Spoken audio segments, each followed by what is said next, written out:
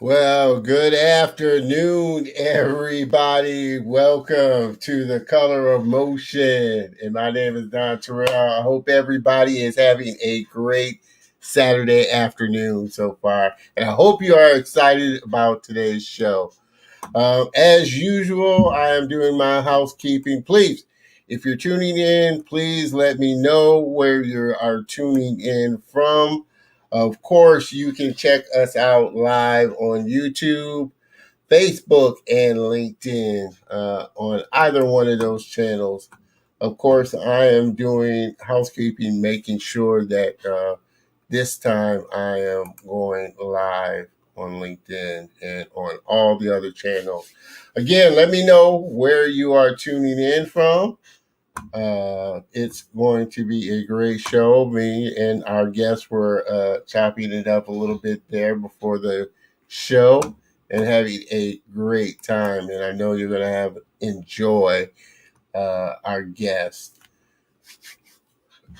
As normal, if you are having issues, please give StreamYard permission to pull your avatar if you're joining us from a group or outside group that I'm not connected with. You got to give StreamYard permission. So check out that link there.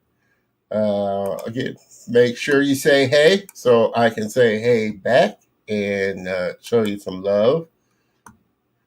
Please share this broadcast. Sharing is caring as well. I want to make sure that I let you know that share this, have a watch party, get the word out there because I want everybody to know for sure about this broadcast. Again, you are joining the Color of Motion, where I highlight people of color and diverse backgrounds in the motion graphics, animation, visual effects, cartoons, and comics industry. Space I truly love myself. So let me know that you're tuning in and where you are tuning in from. Say hello. Don't be shy because I want to make sure that I share this before we move forward. So, like I said, you know the drill from my previous show. I gotta share it with the peeps and get the word out there. So let me share it a couple of times, and then we will be good to go. Miss Melly, I appreciate you. Melissa, I appreciate you tuning in. I'm excited about the show too. Are we having, last week we had some technical difficulties. I don't think we're having them this week. So we have everything worked out and it's going to be a great show. Okay, I'm almost done here and then we can get rocking and rolling. Don't think I'm ignoring you. I'm checking my other computer monitor, so I don't want you to think I am rude. I am working two monitors, and I don't have a sound guy or anything or a studio guy to help me. So it's just me. It's just me. Okay. Like I said, we are going to have a great show. This is a great guest that I have had the pleasure of connecting with a while ago. And like I said, he is a funny guy and a great friend. And I enjoy talking with and talented as well. Talented as well. But just a little bit about him. Grew up in Marysville, Northern California. Been doing art all his life. And his older brother taught him to draw. Older brother taught him to draw. Interestingly enough, he found computer graphics while serving in Tracy State Prison in California. Yes, prison. And was paroled in 1996 and was paroled in 98. So he served 2 years. So that's interesting. Like I said, we're going to dive into a lot of this. Art Institute graduate in 2005. That's another thing we share in common. We're both alumni of the Art Institute. I graduated from the Art Institute of Houston a little earlier than him, but we are both alumni. He graduated in 2005, got his job, first job, working for DreamWorks in 2006, was initially then laid off and moved across the country and landed his job where he's at now, New York City, working for Blue Sky Studios. So it's interesting. Like I said, I thought his journey was such a interesting journey from where he started to where he's at now. And we are definitely going to dive into that, Mr. Brian Little. And we appreciate you tuning in and showing up. Appreciate you for sure. And Miss Melissa, we love you. Appreciate you tuning in. I want you to check out his work because he does such great work, modeling work. He is a digital modeler with Blue Sky Studios. And so he does some awesome work and has worked on some of the biggest films out there. So check out his work. Let me cue it up.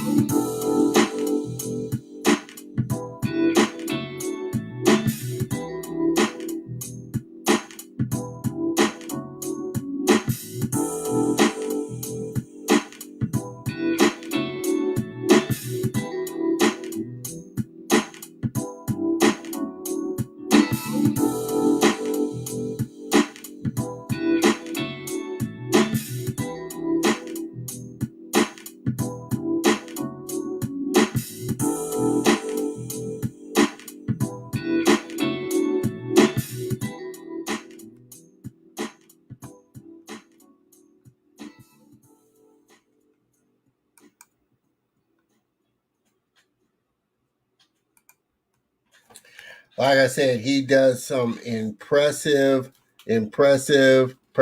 work. Great modeler, and I know if you recognized Spies in Disguise, that was a great movie. Will Smith. I really liked it. And he's going to come on and we're going to talk about a lot of things. Like I said, his journey has been an interesting one from where he started to where he's at now. He's a very funny brother, very interesting, and we've had some great conversations. I want everybody to welcome my very special guest, Andre Rodriguez. Mr. Rodriguez, please join us. We appreciate you joining us, Mr. Rodriguez. Appreciate you. Pleasure to be here, man. Such great work, and there's so many things that Thank you. Want to kind of dive into. I guess we will start at the very beginning. What you were kind of like as a child, kind of growing up. I mean, like any regular kid. Did you have a passion for art? Oh yeah. I started drawing. Matter of fact, I started drawing so early on. I don't remember. I started drawing at like 2. Like my brother told me that I started at that time because my brother Leonard, he taught me how to draw. So yes, as early on as 2, I was scribbling on paper and stuff like that, and also scribbling on other stuff I shouldn't be scribbling on, like walls and stuff in our apartment or whatever in our house. But yeah, I started early on, man. Just drawing. I love like Legos and stuff, building things. I did growing up. I did a little bit of like airbrushing, painting, acrylics, watercolor. Like I messed around with everything, art. You know what I'm saying? You were going to be creative in some kind of way. No, actually, growing up, I coming from the town I come from, and seeing the stuff that was around me, and teachers not, my teachers not really believing in me or anything like that. Yeah. I didn't think I was going to go anywhere with it. It's just I was born an artist. Yeah, that's who and what I am. So I'll always do art. Anytime I'm not doing art, I get depressed. Gotcha. So, but I never thought I'd be making films and stuff. Nah. Now that, like I said, is and that was the thing that kind of stuck out to me when we first started talking and met, and you kind of told me your background, and you were in prison. At the time, I didn't ask you, and I was going to ask you until I saw your bio. I was going to ask you, were you doing graphics before you went to prison, or did you find computer graphics in prison? So how did you? So I found it. I actually found it. I found it in Tracy State Prison. So I was doing. So in my town, there was no we didn't have computer labs and stuff at my school. You know what I mean? I had a school that had we learned how to farm and stuff at our high school. We had agricultural studies. Gotcha. We learned how to take care of cattle and all that. So we also had, regular classrooms and whatnot, but we weren't advanced like if you go to a big city and you look at their school system back then, they're way further than what we were. You know what I'm saying? Yeah. So I didn't even know about computers and none of that stuff. So when I got sentenced, I hit San Quentin. And in San Quentin, you're in your carrot suit, you're evaluated, and they say, list 3 things that you like. I put art, and art. Right? So how old were you when you were sentenced? I was 19. You were 19 when you went to Yeah. I was facing 25 to life. And then my father, may rest in peace, he passed away 2017. He got me a lawyer, and through all the legal stuff, I ended up having 5 years stipulated halftime. Yeah. Got to San Quentin at 19 years old. And when on the evaluation paper, I put down art as all those things that they say, what are you interested in? And they sent me to Tracy State Prison, which had a vocation department. And in the vocation department, there was various things you can learn, right? Various skills. Uh-huh. And one of the skills they had in there was drafting. So I signed up for the drafting class, got in there, and inside drafting, I was having fun with just drafting. I was doing mechanical drafting. I was having fun with that. Okay. And then there was a little room there with computers, and I asked the teacher. I said, "What is that?" And he said, "They do CG in there." And I was like, "What is CG?" And he said, "Computer graphics." I was like, "What the hell is that?" what is this stuff? You know, he says, this is the stuff that's in movies that you see. And I'm like, nah, not in prison. You know what I'm saying? So they weren't using the CG as related to architecture, or they were just using it for films, or they were using it. They were doing everything. It was personal projects they were working on, but it was everything. They were like building houses in 3D. Some people were building like characters. Some people were building little vehicles or whatever, just whatever they felt like building. Right. So they had. Or were they using AutoCAD? Or? They had AutoCAD. They had Softimage, and they had 3D Studio Max. Yeah. Yeah, and I'm like, what's going on right now, right? So, so which one do you gravitate towards? I mean, what's crazy is that I like mechanical stuff, right? So I gravitated towards mechanical drafting as opposed to architectural, and it's the same thing now. Like when I'm modeling, I like doing vehicles and machinery. You know what I mean? Yeah, I saw that. Yeah, very. Yeah, I love that. I love that stuff. So while I was in there, though. When it really hit me is when the drafting instructor brought a popular mechanics magazine, right? Or popular science. Yeah. And on the front cover was one of the spaceships from the Will Smith movie Independence Day. The first Independence Day. Remember that? Okay. Yeah, the ship. So there was a ship on the front, and my instructor said, "This is what you can do with these programs." And of course, the movie came out when I was in prison. I never saw the movie until I got out. So I was like, "What?" Right? And I didn't pay it no mind. I just kept having fun. You know what I'm saying, with drafting and working in like Softimage and 3D Studio Max and stuff. I was just having fun. And then when I paroled in 98, I served like 2 years, 8 months. It's 2 years, 8 months, 3 days, 20 hours. I remember the exact amount. You don't forget that. Don't forget. You don't forget that. Yeah. So when I got out, funny enough, I didn't, being in Marysville, I paroled back to Marysville, and being there, I'm like, how am I going to get a job in that? So I just went and got a job. I went and got a job at the dump, which has like good retirement, good benefits. You know what I mean? Yeah. Yeah. I'm like, I'm good. I could take care of my family. I had a son, you know what I'm saying? Or I have a son. So I'm like, I could take care of my son. I'm good. You know what I'm saying? So I didn't even think about it. I didn't think about CG after that. That was it, and then I got a brochure from the Art Institute out of nowhere in the mail I'm like, what is this? And it's Art Institute. We do graphic designing, 3D media arts and animation. I've said, let me see what's going on. You know what I'm saying? Let me see what's happening. Yeah. So my pops, he came through again, co-signed. And then I started college at the Art Institute in San Francisco in 2000. And that kind of jumped me back into the game again. I'm like, it's, this is it. I'm gonna live my dream. After graduating in 2005, I said, who's gonna hire an ex-felon? You know what I mean? With my kind of jacket. You know what I'm saying? Yeah. The violence and all that kind of stuff. I got a strike against me. Okay. Well, initially, what was the reasoning that you went to prison in the first place? The charges that they brought against me was attempted murder. Okay. And so was that after you got paroled and served your time, did that thought resonate with you or like you said, how am I going to get into this industry with a record? Or did you not? Well, it was about, so I thought to myself with the level I'm at with like, modeling and my demo reel and all that stuff, I said for them to overlook my past, because people say that your past doesn't matter, but that's a lie, right? People don't believe in people believe in second chances when they need one. Yeah. You know what I mean? Yeah. People don't believe in giving second chances to other people though, right? That's a myth, right? It's a rare thing that happens. So I thought, like, what's the chances? And I gotta make a living. So I just went and found another job, and I got a job at Home Depot.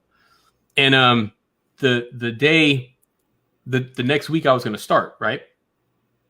That the previous week, somebody called me from PDI and said, I got the job to be in facilities, because I went out for facilities. A friend of mine put my name in at PDI DreamWorks in the facilities department, because that's how I'm not familiar. Facilities, they move desks, they deliver mail. Okay. That kind of stuff. You know what I'm saying?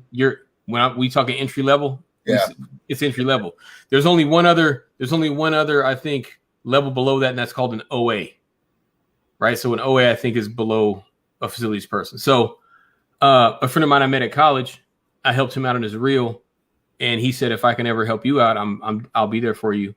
And so he spoke to the people at PDI unbeknownst to me. And then I had the interview, and the first interview I had, somebody else got the job, and I was like, I got to get a job. I got bills to pay. So I went and got this job at Home Depot. And then when I went and got that job, I got a call back from Drew Sherwood in facilities and says, we got an opening. We want you to come in. So I had to tell Home Depot, deuces, you know what I'm saying? And what's funny is Home Depot was more money. Huh. But I said, nah, this is my dream right here. This is my, and meeting with Drew when I first interviewed with him, I told him about my past because I'm not one to hide anything. I'm not worried about it. You know what I'm saying? It's like, if you're gonna judge me on my past only, I don't need to know you anyway. So I ain't worried about it. But he said in the interview, he said everybody's got a past, Dre. I don't care, which shocked me. You know what I mean? This corporate white man right here saying this, shocked me. And he stood by it. And that's how I got in. I got in by going into facilities, and he only hired people that wanted to move up. He didn't hire people that wanted to be in facilities. Right there. So how long did you, once you got into facility, how long was the process of moving from facilities to modeling? So altogether it took me 4.5 years to get it to become a contracted modeler, where I'm no longer doing anything else. But the path was facilities clerk, front end PA, which means you're taking care of 8 departments at once as a PA. Okay. So that was a whole PA. What did that involve? So PAs are there to support the coordinators. And so basically that's project management, right? So when you have the artists come together and say they're working on, like, say the art department, they come together, have an art review. We have to run the meeting. So I would run the meeting for everybody, and then the coordinator would take notes. But if the coordinator was, say, out sick or something, then I had to run the meeting and take the notes, right? Gotcha. So it's all production management. Gotcha. So I went from facilities clerk to PA, front end PA, from front end PA to modeling coordinator. After the modeling coordinator job ended, they didn't have another job for me. I was going to get laid off. Drew in facility said, Dre, before you get laid off, I'll let one of the newbies go and bring you back. Right. Wow. So Drew saved me again. Look at that. Right. Yeah. So he brought me back to facilities, and I started in facilities again as a clerk, as a dispatcher now. So now I'm a facilities dispatcher. And then from there, I went to the art PA position. Now I'm in the art department as a PA. And then right there is when I started to have my opportunities to model. So I had to do the art PA position and do modeling at the same time. Wow. So I was doing my 9 to 6 as a PA, and then from 6 to about 11 at night, I was modeling. Wow. Right. And so, and then lucky enough, good friend of mine that I met in college as well, she was the art coordinator. Right. So a lot of the times she would take my PA work so I could model. Wow. She was like, Dre, what are you doing? You're supposed to be modeling right now. I'm like, I got work to do. She was like, nah, give me that. She was like, give me that. What are you doing? Just go ahead and model. Don't worry about it. So she took my work and she put it on her plate. Wow. You know what I mean? Yeah. To this day, that hits me in the heart. You know what I'm saying? It's such a small world. So I went, and so I did art. I did art PA and modeling at the same time. And then finally I became a modeler after that. Yeah. So it was a weird journey, man. It was like a lot of weekends where I was working from, sometimes I'd stay overnight at the studio. I'd go in Saturday and then leave Sunday afternoon. And like some of the execs that come in on the weekends to catch up on work, they're like, Dre, what are you doing here? I'm like, I'm here because you ain't made me a modeler yet. When you make me a modeler, then I'll come in 9 to 5 Monday through Friday. You know? Get to work though. That's it. I said y'all got a few choices. You can hire me as a full-time modeler, you can fire me, or you can feel bad because you're gonna see me here every weekend until you give me that contract. Those are your choices. Oh man, that is too funny. So but I'm gonna say this though, it was fun though, because working around just a whole bunch of creative people. Yeah, you know what I mean. Yeah. How can you not have a good time? I'm seeing all this amazing artwork. I'm seeing all this amazing like animators do their thing, effects people. When I was in facilities and I delivered mail, I learned everybody's name because I'm delivering mail to the whole studio. Yeah. So I knew everybody. So I felt comfortable going and sitting down with people and just talking and experiencing different things. Wow. So and people were like, Dre, go to a smaller studio and start modeling immediately. You know what I'm saying? I said, man, the journey is just as important as the destination. I'm having a good time here. I'm learning from everybody.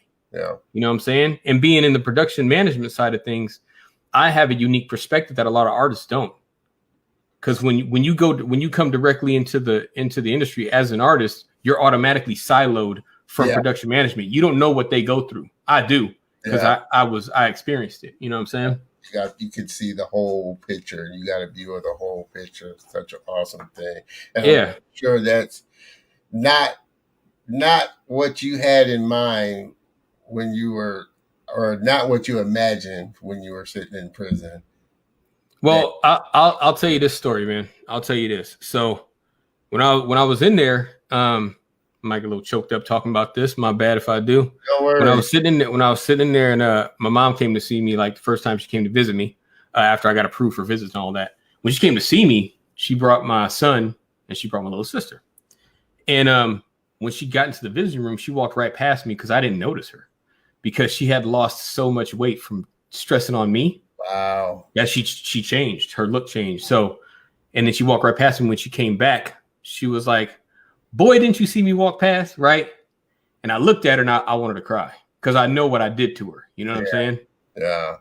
And so I just hugged her. You know, we laughed. I held it back. And then I tried to hug my son and he pulled away from me because he didn't recognize me. Wow. You know, yeah. And it's like that whole visit. And then my sister, at the end of the visit, my sister said, aren't you coming with us? And I said, no, I got to stay here.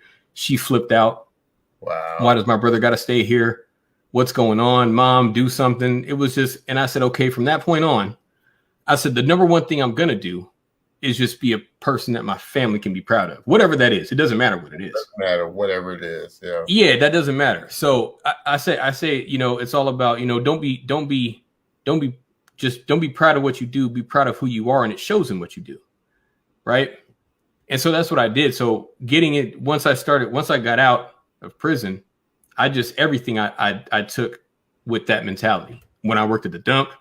And then when I worked at CompUSA, when I was going to work at Home Depot. And then when I got my first job at PDI in the facilities department, you know what I'm saying? I'm like, this is better than being locked up. Wow. You know, I got an opportunity to make my family proud. So whatever it is, there's no big job or small job. You know what I'm saying? There's none of that. There either you have hopes and aspirations or you don't. The job doesn't make that. Yeah.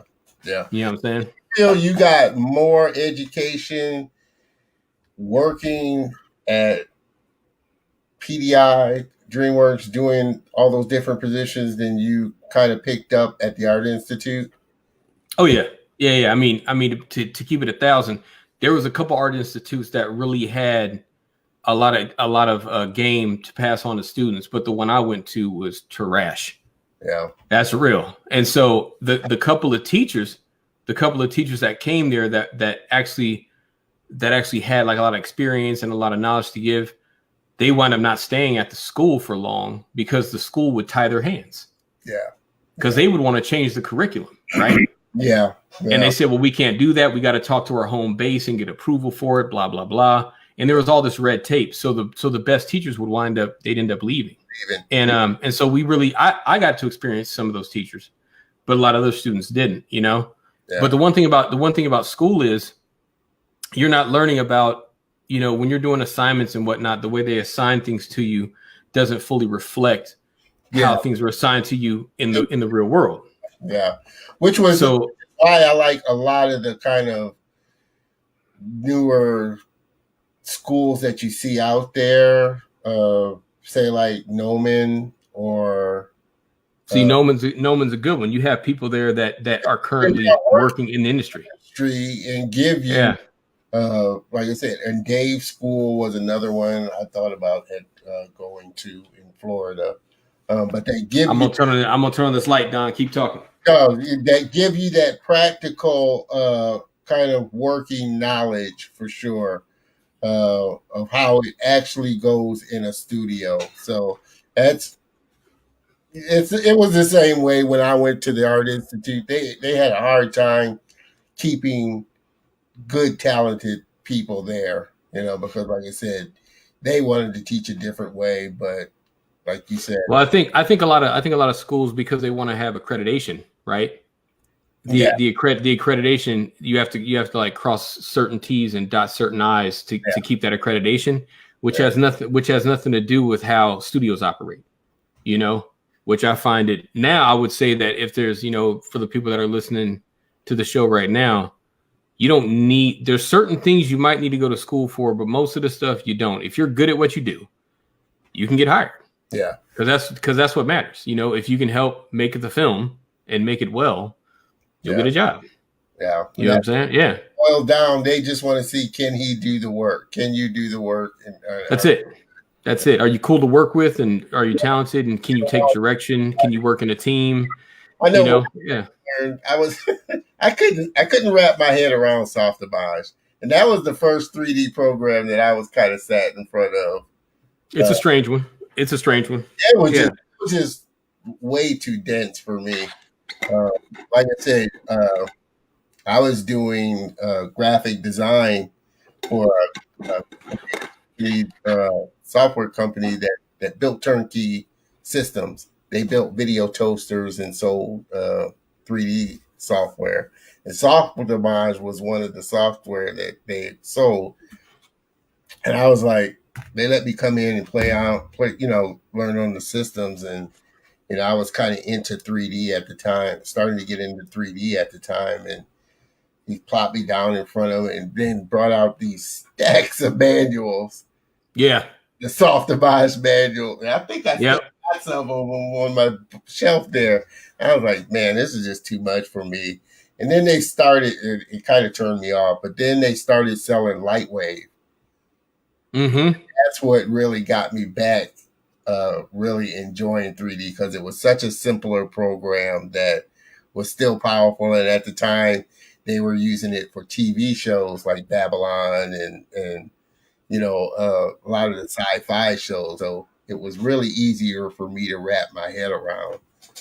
Yeah, I think a lot of stuff is becoming more user friendly for the most part. I think there's still some stuff out there that's strange to me, but I think one thing we're missing, especially in our community, is learning things conceptually and also learning how to use them going into something. So if you're like, say, you're making a short, Yeah, knowing what you need for certain points in that production.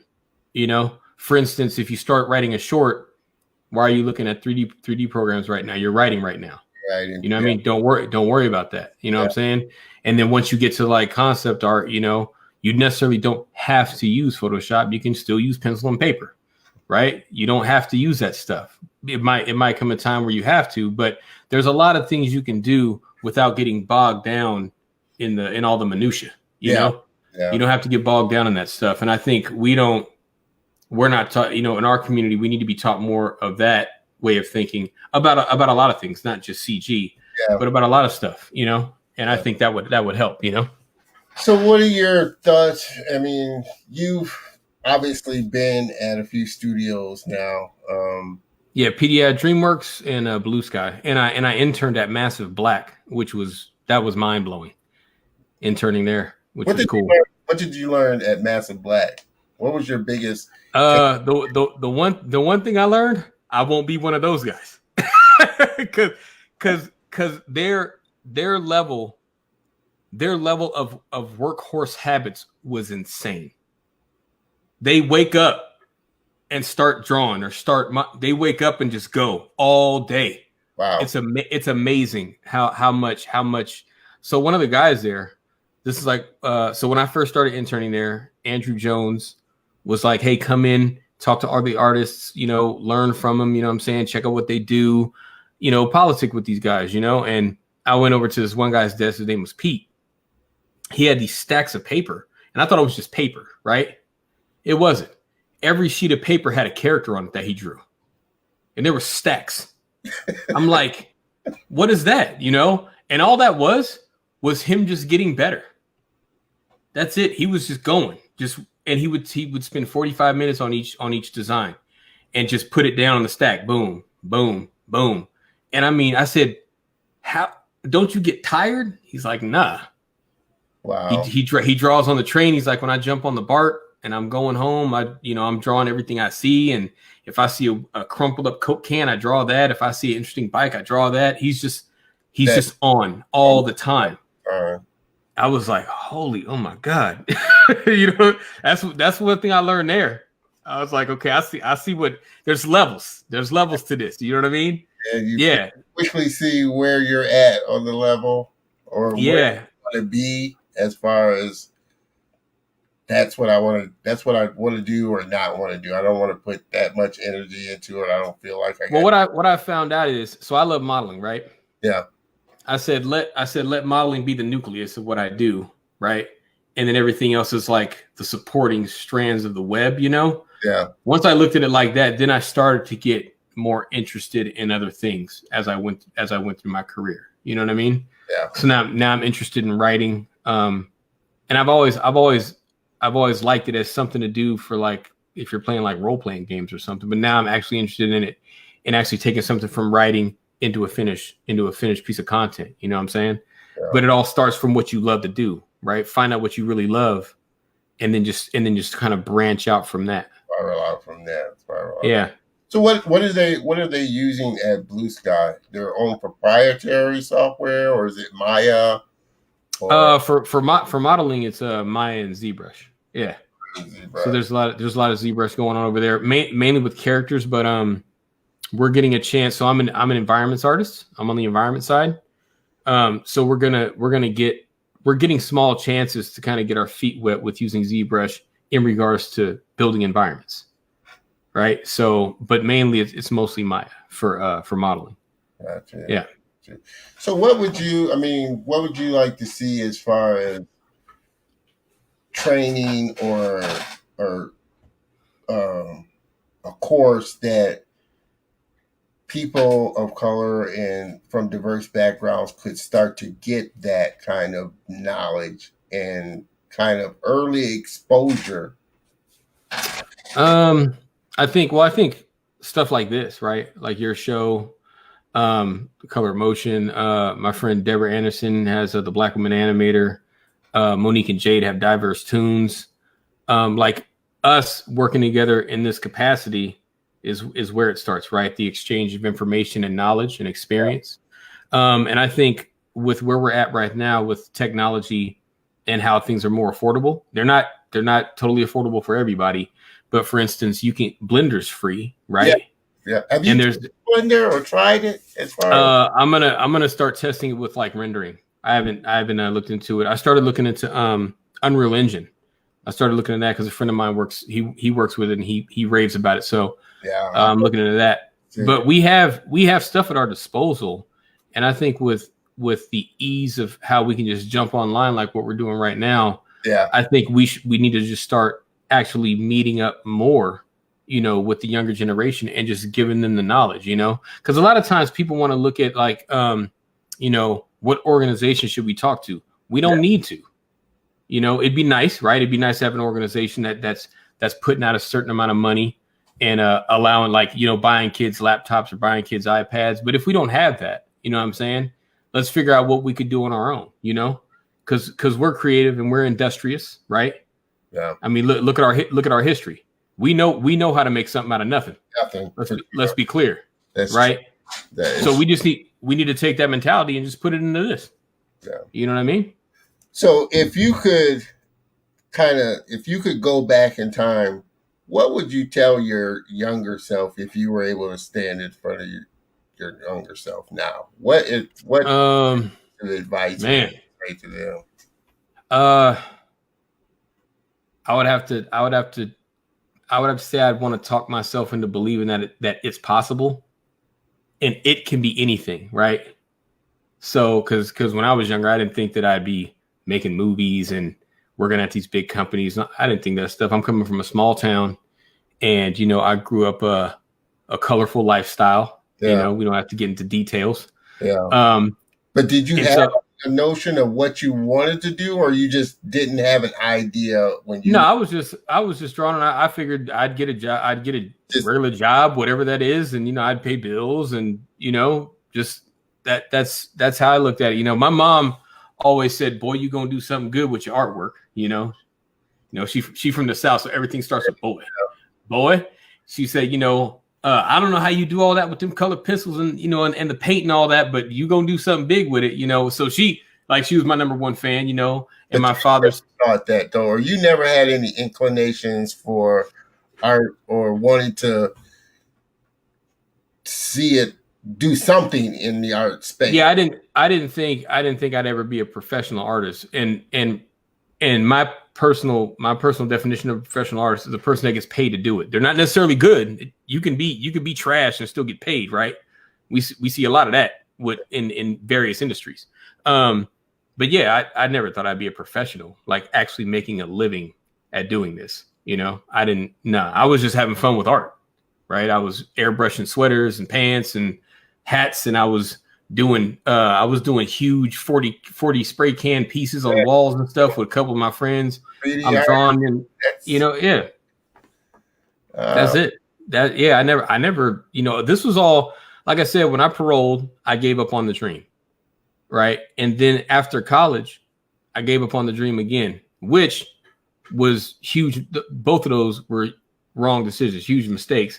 And luckily, the universe showed me grace and put it right back in my face. Yeah. You know what I mean? So, because that was done for me to let it go. Obviously, the path for you. So where do you see yourself going from here 5 years from now or 10 years from now? What's your kind of, do you have a goal that you want to achieve? I'm working on a couple shorts right now. So I'm doing modeling in previs for a short that it's not mine, it's a friend of mine. And so I'm working on that. So that he's allowing me to kind of spread my wings a little bit and make and take creative license on certain things. So I'm growing there. And then I'm also working on a short with a few of my friends from Blue Sky, and it's in the writing phase. So we're in the development stage. Yeah. So I'm working on my development chops. You know what I'm saying? And I'm also writing one on my own. I'm writing a short on my own. So I mean, where do I want to be in 5 years? I'm hoping that one of those shorts will be done. So people can kind of see. People can kind of see my skill set when I'm able to make my own creative decisions on a project, Yeah. So definitely. Interesting. So you pick, and people, please, if you're on here, say, hey, we appreciate you tuning in. I don't want to ignore my core audience for sure. We've been having a great conversation with my friend Andre Rodriguez from Blue Sky Modeling. So how do you approach modeling? Is it more restrictive from Blue Sky? Okay, we have this is what we want this piece, like the drone from the movie. This is kind of what we want it to look like, or do they give you kind of a little creative leeway to add this or add that? Or it depends on, so a lot of times it can kind of fluctuate your level of involvement in the development process. So for instance, the car that's on my demo reel, the car at the end, the sports car, the art director is a huge car enthusiast, right?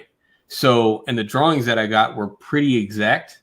So I had to take like the front view, side view, top view of the car. Yeah. And I had to kind of make it work in 3D space, but they had everything kind of detailed out in the drawing. You know what I mean? I had to make it work and make sense. Right. But the drone was a little bit different.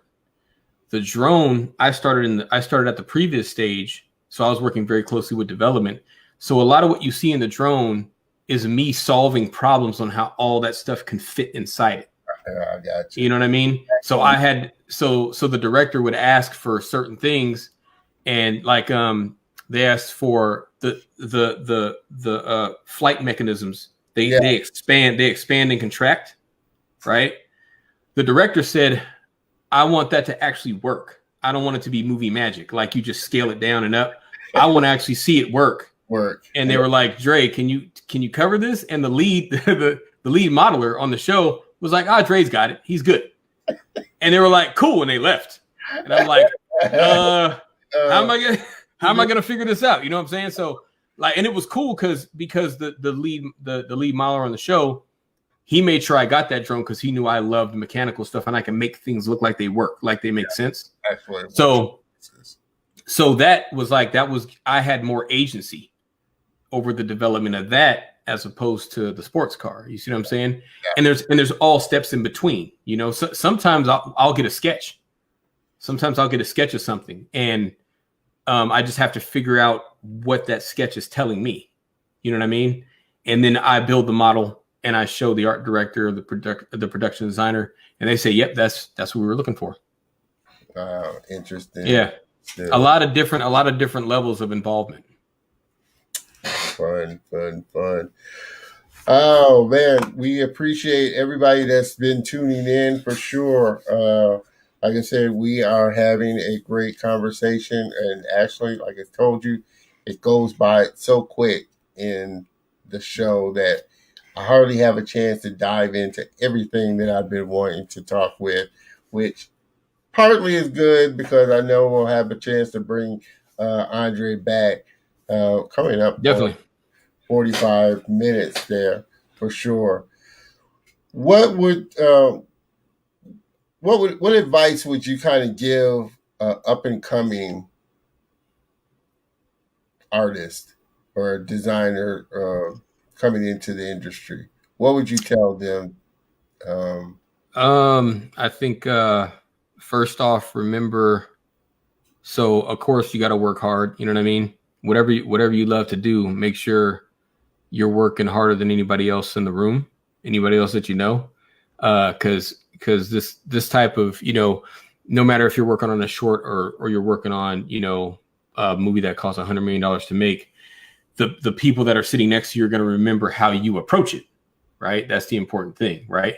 If you approach that short the same way you approach a $100 million film, that's who they're going to want to work with, you know, because again, you take pride in who you are, and it shows in what you do, right? Yeah. So that's number one. Number two, treat people like gold, man.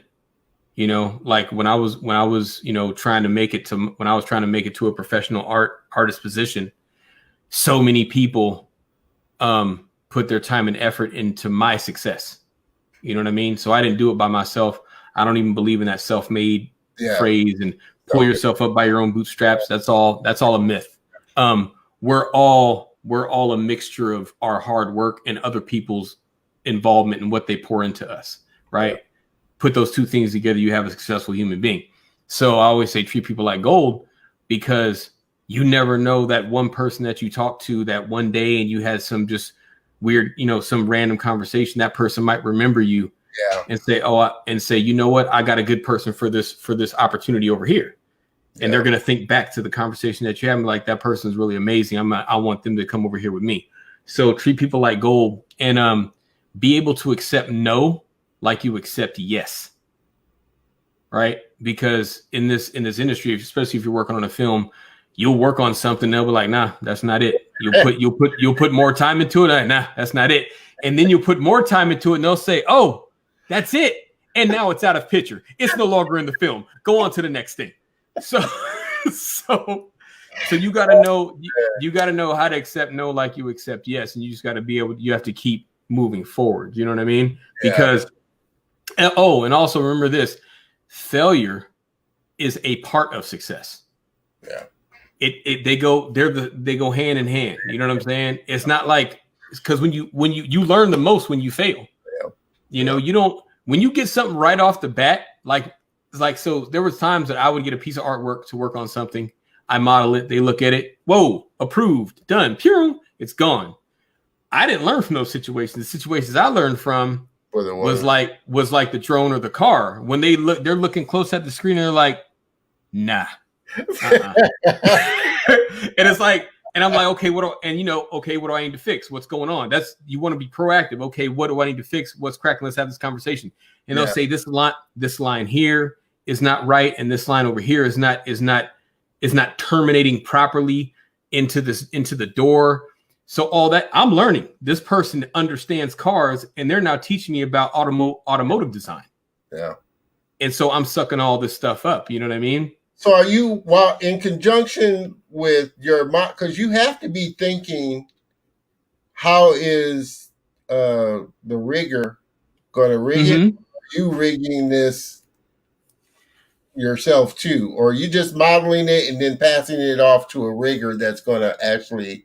So that it depends on what company you work at. Certain companies you might rig what you model. In other companies like Blue Sky, we don't rig. But what we can do is the drone to show them how it was supposed to move, because I built it to move a certain way.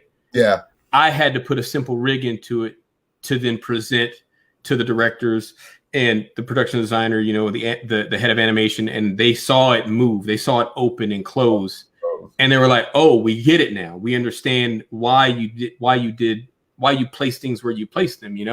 So sometimes we'll rig stuff, but other times the rigging department does most of it. But that's another thing about having to shift gears, right? So the drone to the director, they're thinking aesthetically, right? Yeah. And then the rigging artist is thinking technically. So once I please the aesthetics, I still have to go to the rigging department and make sure they're covered as well. So you have to be able to shift gears. And that goes back to treating everybody like gold. I'm in the business of servicing the next department so we can make this film look the best that it could be. Gotcha. This isn't about me making a model. This is about us making a film. Yeah. And you got to keep that in mind. And that's why you don't look at things personally. You come and you say, okay, you don't like that, then that means it's not good for the film. If the art director doesn't like it, nope, it's scratched. Right? You take that no, and you take that as it's not a loss, it's a lesson. And you learn from that lesson. And then you keep going, and that's how you get better and better. Great piece of advice. Sometimes it hurts. Sometimes it hurts the ego, but you put that ego in your back pocket, you keep going. Like they say, you know what I mean? We love our artwork and stuff, especially the ones that you put time into. But absolutely. Like you said, and I've heard it so much, it's such a small community that absolutely everybody knows one another and recommends one another for different jobs and different things. And you have to think of it as a whole and not just you. Like you said, absolutely. It's about the film, and it's about the product of the film and making it the best possible. And for me, that's the best part. I love getting into a team of people, and it starts with this idea. Then with everybody's contribution, you see this cool thing happen. You're just like, whoa, where'd that come from? You know what I mean? Because a lot of the stuff is still magic to me. I don't do lighting, right? I don't do stereoscopic. I don't work with stereoscopic technology, right? I don't do. I know a little bit about rigging, but I don't have the finesse. So when I saw my drone actually work in a shot, that blew my mind. Wow. I was like, oh my God. That's what I like. I like that collaborative, the energy, right? Everybody coming together, bringing their best selves to the table. Yeah. And man, it's a beautiful thing, man. Yeah. You know what I mean? You would try character animating, or do you just, your thing is like, you like modeling technical stuff? You know what's weird? I've learned that most modelers hate animation specifically. Yeah. And most animators hate modeling specifically. Like, we'll try other stuff, and we're like, animation, nah. And then animators will say, yeah, we'll try other stuff, but modeling, nah. I don't know why. I don't know what that is, but I wouldn't mind trying my hand at animation, but I think that I want to work with the adjacent departments to modeling. So that would be rigging and materials. Right? So materials, painting the model, and then rigging, getting it ready to move. I'd want to work in that space first, and maybe lighting, to light the model. So you can kind of see it in different modes, or so you could take one model and get different emotions out of it based on the lighting quality. You know what I mean? Yeah. So those I definitely want to try. Animation, I actually did some stuff in school, and my the academic director Loved it. She loved the animation. She was like, this stuff, it looks, and it was all hand animated. She was like, it's really cool. And I said, oh, I hated it. She was like, you did? I'm like, I despised that assignment. Oh, it's such, like it's and I guess as I watch more and more animation, it's such a subtle to get emotion and Yeah. get little small emotions is such a subtle, Yeah. very fine art to It's a very, and every department has its subtleties, right? Every department has its different layers of involvement, right? So when you're doing like, so if you're working on a model, there's the base model, right? And then there's the character pass to make that model look like it's been used or it's been lived in or whatever, right? And that takes a lot, that takes careful study and observation of the real world and your surrounding environment, right? That's how you observe, and then from what you observe, you take it in, and then you apply it to what you're working on. Same thing with animation, right? Acting, you're looking at somebody, you're looking at their facial expressions or how they move, their hands, things like that, and you have to. It's those layers, right? You have to, and once you get into the weeds, that's when you start to learn the difficulty. But that's when you become dominant in that specific discipline, you know. And that's what I'm so excited to pick up from you, because, like I said, I do love modeling. I can do it all day. All day.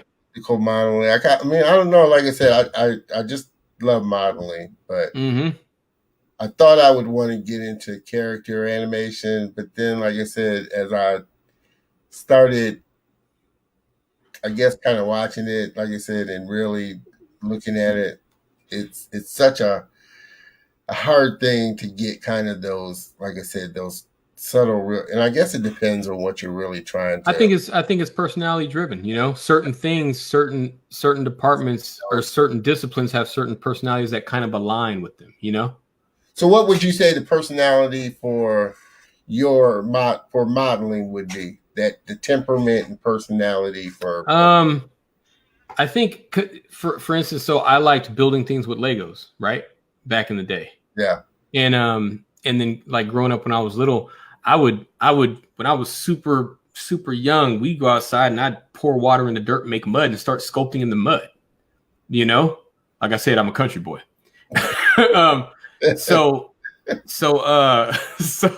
So like I think it's those people that want to like be like hone in on one thing and really get down to the super fine details of what makes that thing a thing. Kind of like if you look at a table, just a simple table, right?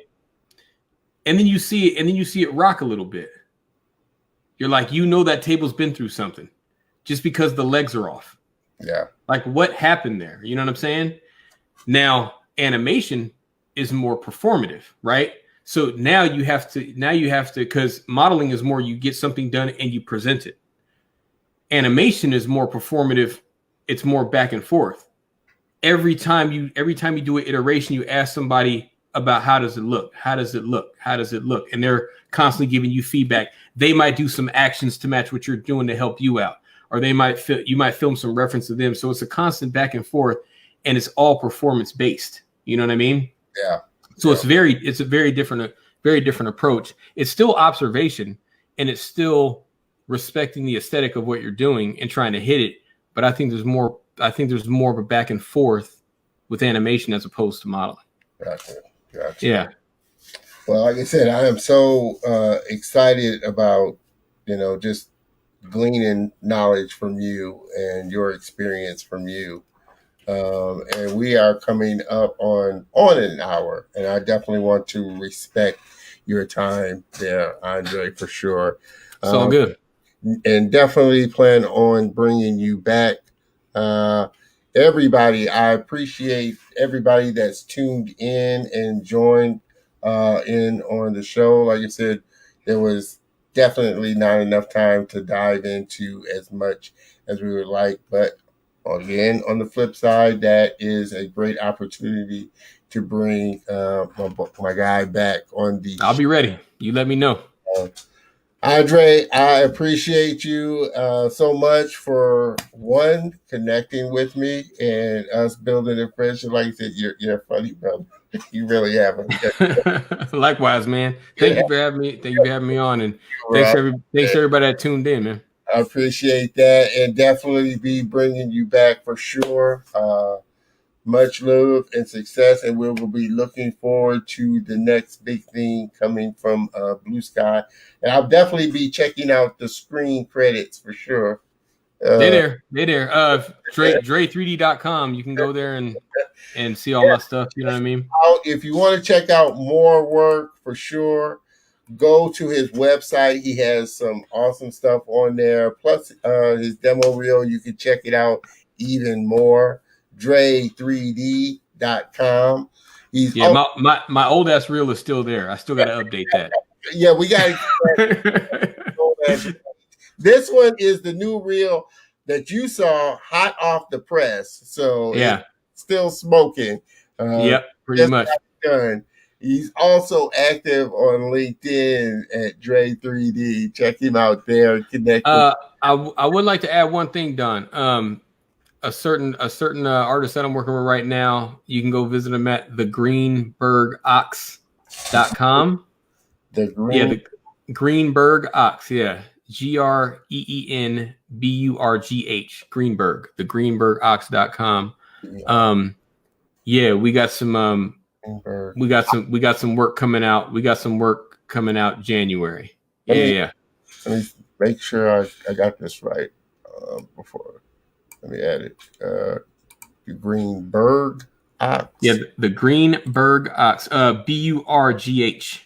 BURGH. Okay. BURGH. Yeah. We added that. BURGH. Yeah, the greenbergox.com. His name is BTB, and I've been rocking with him for about half a decade now. And we work together. I work on a lot of his stuff. I'm pretty much I'm the creative director on all things visual. So in January, he's dropping a new project. So would you say that's the biggest thing that you've met a lot of creative people that you connected with and built relationships? That's kind of the best thing out of all of this. That is the number one best thing, because I've always been an artist all my life, but now that I get to meet and exchange game with a lot of creative people, man, it's priceless. You know what I mean? Yeah, it's priceless. So, but yeah, check out his website, and we're gonna be dropping some stuff. His next album, Perfect Timing, will be coming out. Yeah. Okay. So you guys heard it here. Check out the greenbergox.com. Yep. Check out some more work, and definitely Andre, I will be reaching out to have you back on for sure. Definitely. Like I like to say, my goal is I don't bring on guests, I bring on friends.